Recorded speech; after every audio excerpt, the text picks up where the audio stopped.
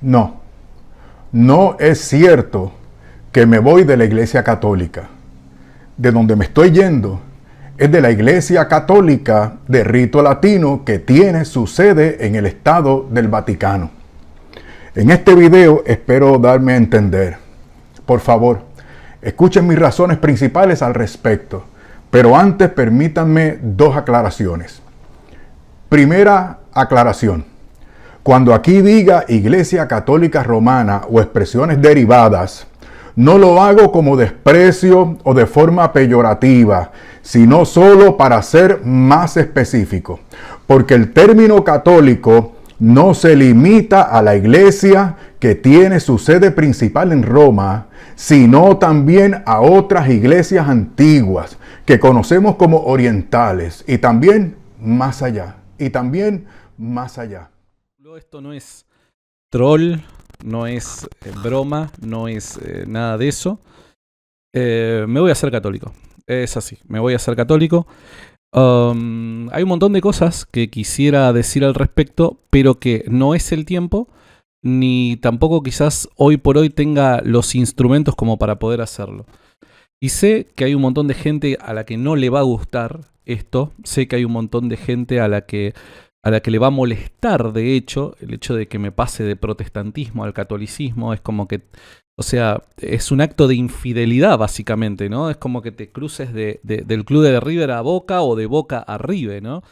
Y por esa razón dejo la fe de la Iglesia de Jesucristo de los Santos de los Últimos Días. Hago la aclaración, toda la información que voy a dar en este video viene directamente de lo que ellos nos dan. Este es el archivo oficial de la Iglesia de Jesucristo de los Santos de los Últimos Días. Cualquier persona puede entrar a leerlos. Y miren, chicos, que quede bien claro, por favor, este no es un video en contra de la Iglesia de Jesucristo de los Santos de los Últimos Días. No.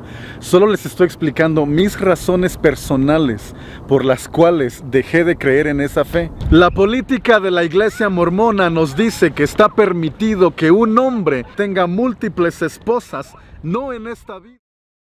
Pastor Juan Manuel, ¿usted experimentó resistencia y oposición cuando estaba por salir de su primera iglesia? Y si es así, ¿cómo consiguió lidiar con todo aquel proceso? Mira, una de las cosas que más he sufrido en la iglesia es oposición de mis hermanos. Porque es verdad, Will, no solo desde que salí, sino ahora mismo. Yo siento, como he dicho, mucho cariño de muchas personas, pero también sé que hay entornos evangélicos que me odian en gran manera, literalmente me odian. Hemos tenido gente en nuestra congregación, un par de jóvenes que nos han venido a ver y nos han dicho: en nuestra iglesia nos tienen prohibido ver tus vídeos. Literalmente. Y no yo diciendo, ¿en serio? Y me dice, sí, el pastor nos dijo que si veía...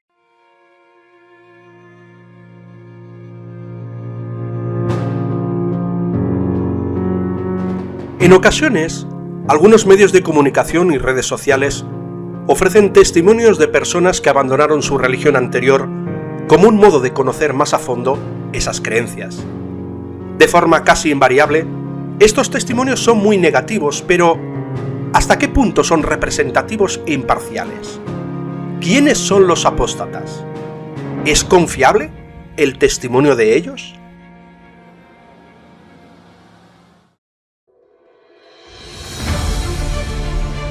Hola amigos de Pixelando la Historia. Consideramos el tema de la apostasía, detrás del apóstata.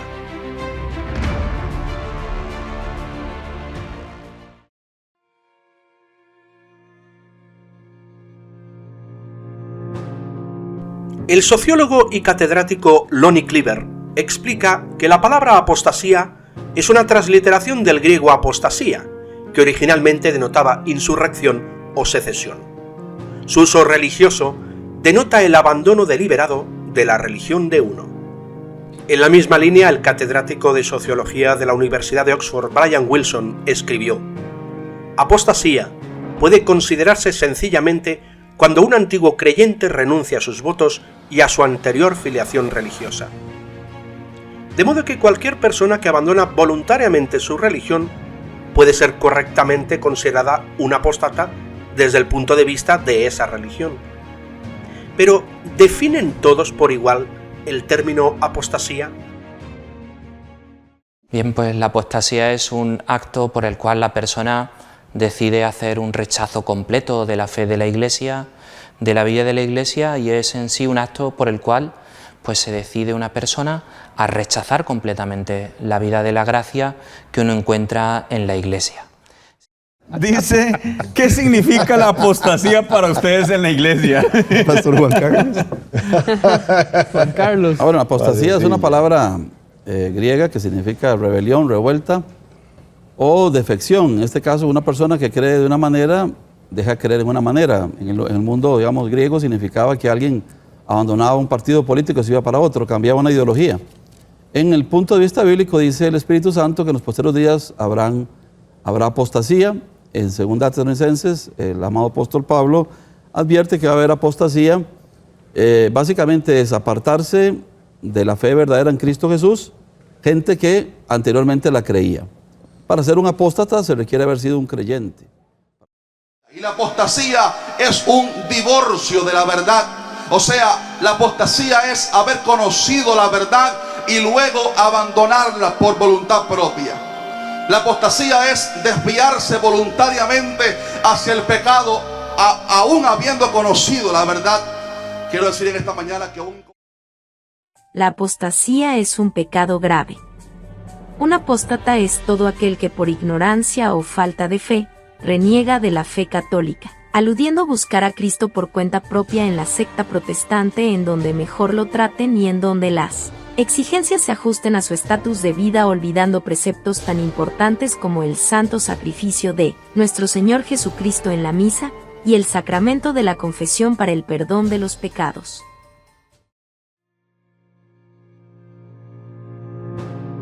Sin embargo, podemos ser incluso más restrictivos a la hora de calificar a alguien de apóstata, pues no se denomina así a cualquiera que abandona una religión, sino solo a aquellos que tras abandonarla, la atacan públicamente. De hecho, algunos diccionarios incluyen también en su definición el factor de publicidad. Por ejemplo, el Diccionario Manual de la Lengua Española Larousse lo define como abandono público de una religión o doctrina. También el profesor Cleaver, antes citado, añadió al definir la apostasía: debe comprenderse como un fenómeno público más que privado. La apostasía no es una cuestión de dudas religiosas privadas o del abandono de las prácticas religiosas. La apostasía es una renuncia y condena públicas de las anteriores creencias y prácticas religiosas de uno. Así, el apóstata es activo, es una persona que se deja ver, escribe libros, sale en la prensa, en la radio, en la televisión, y ahora con las redes sociales dejan sentir con ahínco sus desagravios, diferencias y ataques directos.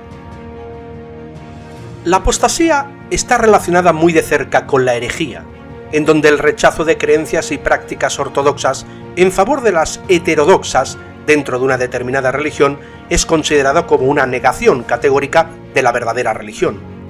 Como tal, la apostasía debe entenderse como un evento público más que privado. La apostasía no es una cuestión de dudas religiosas privadas o prácticas religiosas abandonadas. La apostasía es una renuncia y condena pública de la antigua creencia y prácticas religiosas de uno. El apóstata a menudo abandona una religión por otra, pero puede renunciar por completo a la religión. Echemos un vistazo a la historia. El Antiguo Testamento condena con fuerza la apostasía nacional de los antiguos israelitas, quienes una y otra vez retornaron a la religión y cultura politeísta de la cual habían surgido. Pero los primeros actos de apostasía individual ocurrieron durante el reinado de Antíoco Epifanes, cuando este emperador pagano obligó a muchos judíos a renunciar a su culto a Dios en favor de los dioses griegos. Una pasión por la cultura helenística se infiltró profundamente en la religión y la cultura judía hasta la revuelta de los macabeos, la cual logró restaurar la ley judía y el nacionalismo judío. La apostasía esporádica continuó, pero tal abandono de la ley judía recibía la más dura condena dentro de esa comunidad. Bajo el dominio romano posterior, a los judíos se les permitió practicar su religión libremente bajo el gobierno político nominal de una tetrarquía judía. Los movimientos sectarios prosperaron durante esa época, siendo ninguno más fuerte que el movimiento cristiano, que finalmente se separó totalmente del judaísmo. Los sectarios y los cristianos fueron condenados como apóstatas. Además, tal apostasía fue condenada tanto en el sentido político como en el religioso, ya que entre los judíos la religión y la ciudadanía estaban unidas. La apostasía era considerada como un crimen contra el Estado, al igual que un pecado contra Dios. Al apóstata se le negaba tanto la salvación como la ciudadanía. Ya en el Nuevo Testamento tenemos la advertencia del mismo Jesucristo en la famosa parábola del sembrador, así como los apóstoles Pablo y Pedro, que advirtieron que la apostasía o el abandono de la religión cristiana ocurriría dentro de sus filas. La apostasía se asocia con los falsos maestros y profetas, cuya aparición indicará el fin apocalíptico de la época. En los primeros siglos, la apostasía era más que nada un problema interno, al separarse el cristianismo ortodoxo de los movimientos heréticos y cismáticos. Pero con la conversión de Constantino, la apostasía se convirtió en una ofensa civil punible por la ley. Así comenzaron más de 1000 años de cooperación mutua entre la Iglesia y el Estado. El Estado usaba el poder de la espada para proteger a la Iglesia contra la apostasía, y la Iglesia usaba el poder de las Escrituras para proteger al Estado contra la insurrección. A los apóstatas se les privaba de sus derechos, tanto civiles como religiosos. También la llamada apostasía a gran escala tuvo lugar en la historia cristiana. El llamado Gran Cisma entre la ortodoxia oriental y el catolicismo occidental en el siglo VIII representó la primera gran división dentro del cristianismo, dando como resultado una excomunión mutua. La reforma protestante en el siglo XVI dividió aún más a los cristianos entre sí. Cada grupo sectario alegaba que había recuperado la fe y la práctica auténtica de la Iglesia del Nuevo Testamento, relegando de esa forma a las versiones rivales del cristianismo a la condición de apóstata. Además, aquellas iglesias protestantes que disfrutaban del monopolio territorial utilizaban las armas de la excomunión decretada religiosamente y la persecución auspiciada políticamente contra los pretendientes rivales al cristianismo auténtico. Dicha activa supresión política de la apostasía concluyó solo con el fin de las guerras religiosas y la promulgación de edictos de tolerancia. Todavía se imponían sanciones religiosas formales e informales, desde la excomunión hasta la censura y el ostracismo. Hoy día la apostasía ya no es un problema, sobre todo en el mundo moderno, a medida que las tradiciones religiosas suavizan sus dogmas y a medida que las sociedades seculares se separan del respaldo religioso. Se acepta la gran cantidad de religiones que hay en el sistema. La privatización de la fe en este siglo ha liberado en gran medida a aquellos individuos que cambian su religión de lo propio legal. Claro está que la Iglesia Católica Romana todavía retiene el arma de la excomunión. También los fundamentalistas protestantes denunciarán los peligros de la herejía, pero son gestos rituales de dogmatismos religiosos que han perdido su autoridad incuestionable en culturas pluralistas.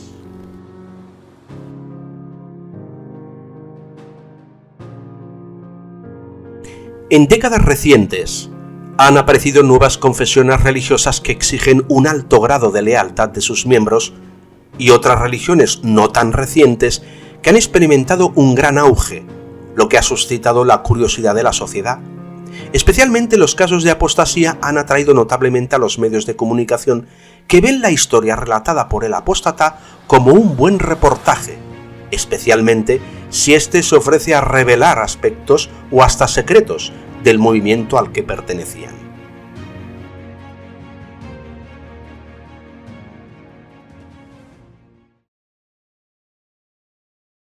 Transporte, recepción, estudios, le dicen van a tener una mejor calidad de vida. Un lujoso edificio en el corazón del DF, en el que los elegidos tienen un solo propósito: crear una nueva civilización en el planeta, salvar a las personas durante 4 billones de años. Y el compromiso debía quedar por escrito. ¿A cuánto asciende lo que usted pudo entregar por sus tratamientos? Pues sobre 6 millones y pico, 7. ¿En cuánto tiempo entregó usted ese dinero? pues ya he dicho, unos 2 meses o 3, con exactitud no lo recuerdo. Porque es una persona que ya no es dueña de sus actos, que no es dueña de sus pensamientos, que es como un robot que ellos manipulan y manejan. ¿Cómo puede ser que vos no puedas? Vos sos desordenada, sos desorganizada. O sea, siempre me echaba la culpa a mí, digamos, no había manera de que ellos estén equivocados. Siempre la culpa era mía. Yo tenía que acomodarme como sea a sus delirios, porque se les ocurría cualquier cosa y había que hacerla.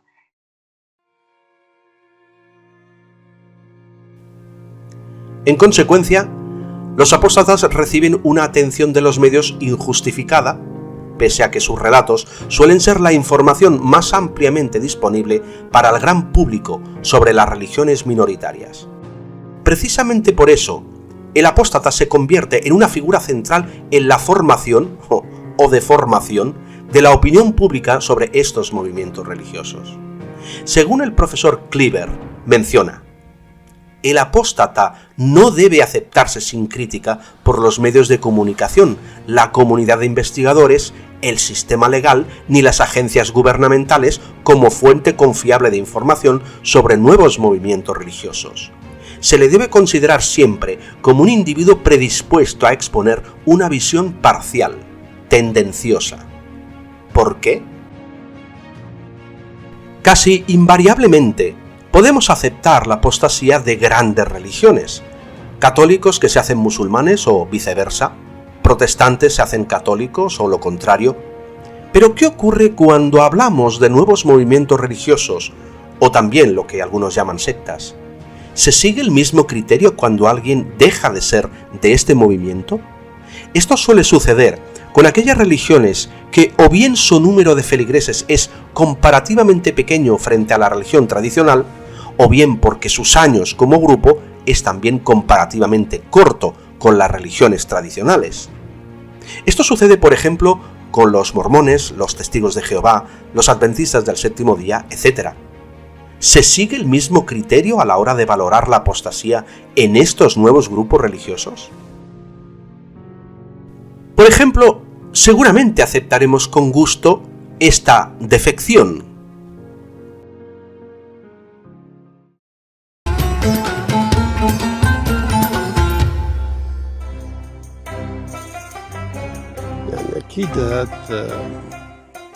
Al principio conocí a un cristiano y a través de él empecé a leer el Evangelio en escondidas. Así fue mi conversión, a través de la palabra de Dios. Y fue mi decisión para siempre, seguir al Señor y ser cristiano. En el Islam, si un musulmán se convierte al cristianismo, hay derecho de matarlo. Yo pertenecía a una familia musulmana noble, de alto rango, entonces era aún mucho más difícil que aceptaran mi conversión. Mi papá era el líder de una tribu y yo era su heredero, pues no aceptaba mi conversión en absoluto. Pero quizás no estaremos tan de acuerdo cuando se deja unos valores religiosos tradicionales tan nuestros para hacerse de una religión que no le tenemos mucha simpatía.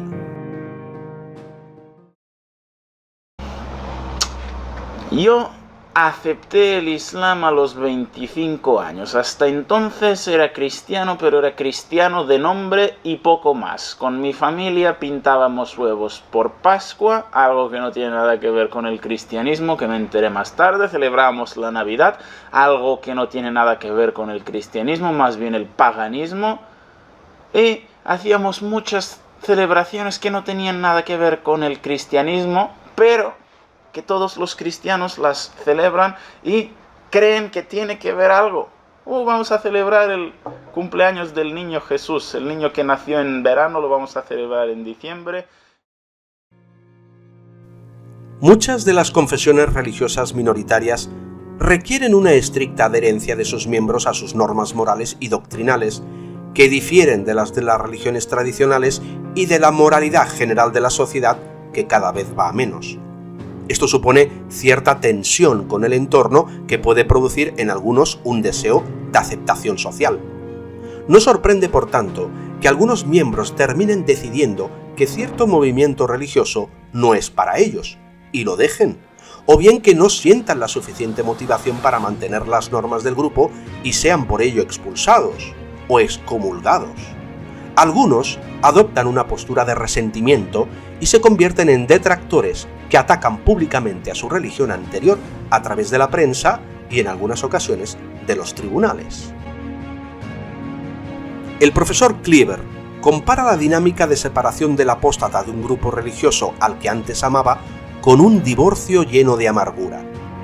Tanto el matrimonio como la religión requieren un alto grado de compromiso e implicación. Cuanto mayor sea la implicación, más traumática la ruptura.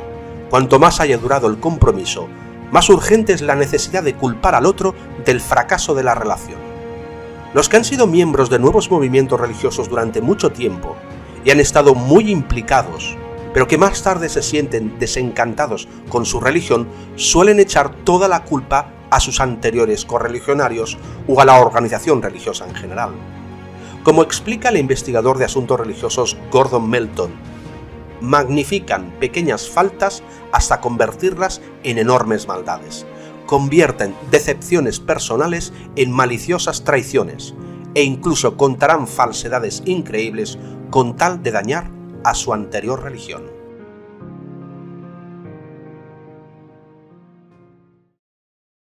Entonces, ella lo que nos prometió, porque es verdad que siempre se prometen cosas, era, pues bueno, íbamos a romper con nuestra vida vieja, ¿no? Porque era, pues teníamos muchos enganches, tanto con la familia como con los amigos, y todo eso no nos dejaba. Ya puedo leer por mí mismo información que los líderes de la iglesia, misioneros o mis padres nunca me mencionaron.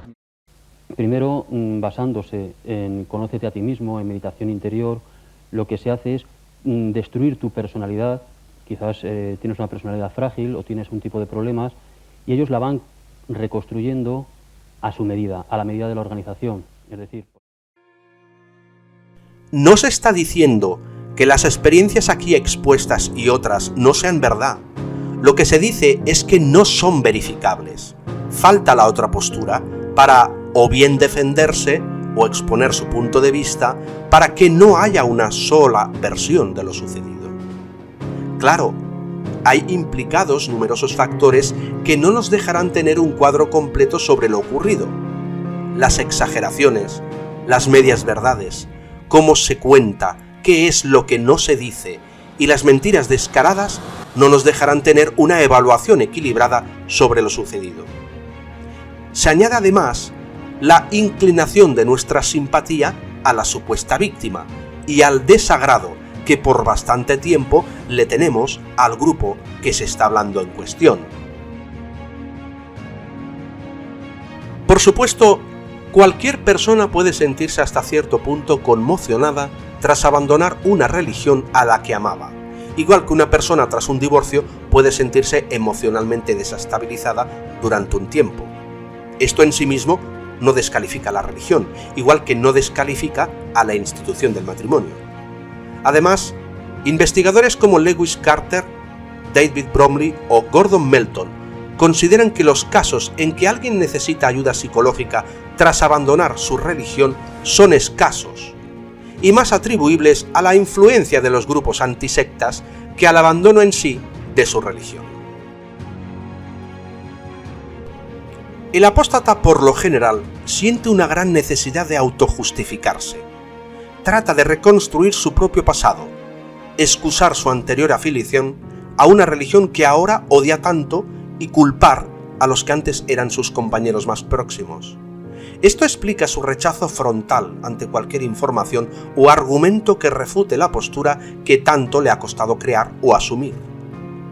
El sociólogo norteamericano David Bromley, en su libro La política de la apostasía religiosa, dice que individuos que eligen dejar una fe elegida por ellos mismos deben hacerse críticos con ella para justificar su marcha, lo que abre la puerta a ser reclutados y utilizados por organizaciones que buscan usar su testimonio como un arma. Aparentemente la persona se siente más respaldada cuando encuentra algún tipo de coalición que corrobore su postura, lo cual abre la puerta a una hostilidad reforzada y renovada como resultado de compartir nuevas experiencias y opiniones negativas. Pues estas personas a menudo reciben la autojustificación que buscan de organizaciones antisectas o grupos religiosos fundamentalistas, que ven a estas nuevas religiones como rivales peligrosos.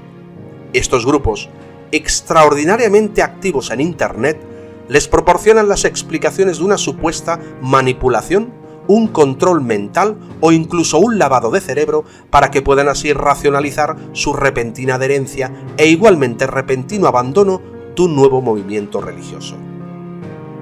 La información proporcionada por estos grupos suele ser altamente negativa y fuertemente tendenciosa contra la organización que han dejado atrás, y les proporcionan una lengua franca para contar sus historias de su supuesta seducción y liberación.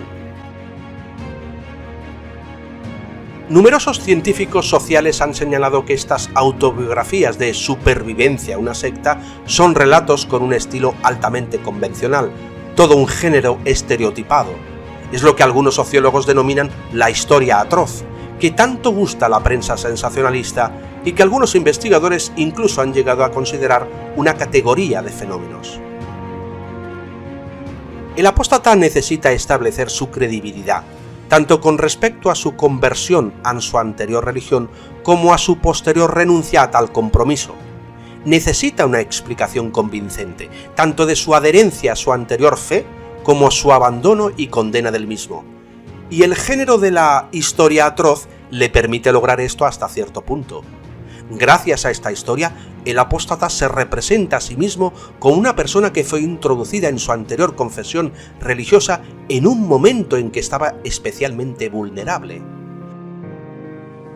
Sus anteriores compañeros ahora son representados como personas que le convencieron con falsedades, engaños, promesas de amor, apoyo, mejores perspectivas, mayor bienestar. En realidad, según su historia, eran falsos amigos que solo buscaban explotar su buena voluntad y conseguir de él largas horas de trabajo gratis o todo el dinero o propiedades que tuviese. Así, se representa como una persona que no es responsable de sus acciones cuando fue captado por su anterior religión y que volvió a recobrar el juicio cuando la dejó. Su mensaje viene a ser: en estas circunstancias le podría haber pasado a cualquiera. Ellos son totalmente los responsables y ellos actuaron con malicia. El apóstata evade así la responsabilidad de sus acciones y trata de reintegrarse en la sociedad a la que ahora quiere influir y quizá hasta movilizar contra el grupo religioso que él ha abandonado. Según el profesor Wilson, los apóstatas, gracias al sensacionalismo de la prensa, a veces han decidido sacar ganancia de los relatos de sus experiencias vendiendo la historia a algún periódico o plasmándola en libros. Citamos de nuevo al profesor Cleaver.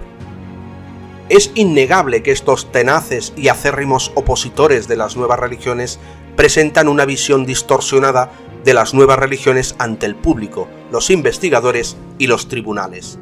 Siempre representan un escenario que les justifica a ellos por medio de trasladar la responsabilidad de sus acciones al grupo religioso. De hecho, los diversos escenarios de lavado de cerebro tan a menudo invocados contra los nuevos movimientos religiosos han sido repudiados de forma aplastante por científicos sociales y expertos en religión como nada más que esfuerzos calculados para desacreditar ante la opinión pública y las agencias gubernamentales.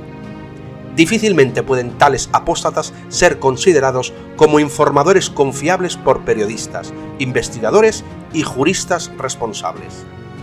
Incluso los relatos de desertores voluntarios que no tienen rencor hacia su anterior religión deben usarse con precaución, pues interpretan su experiencia religiosa pasada a la luz de sus esfuerzos presentes por restablecer su propia identidad y autoestima. Coincide con él también el profesor Wilson al escribir: los apóstatas suelen ser informantes muy dispuestos, pero los sociólogos por lo general tienen gran cautela con esta fuente de información. Los informantes, que son meros contactos y que no tienen motivos personales por lo que dicen, se prefieren antes que aquellos que desean utilizar al investigador para sus propios fines. El desafecto y el apóstata en particular son informantes cuya evidencia debe utilizarse con prudencia.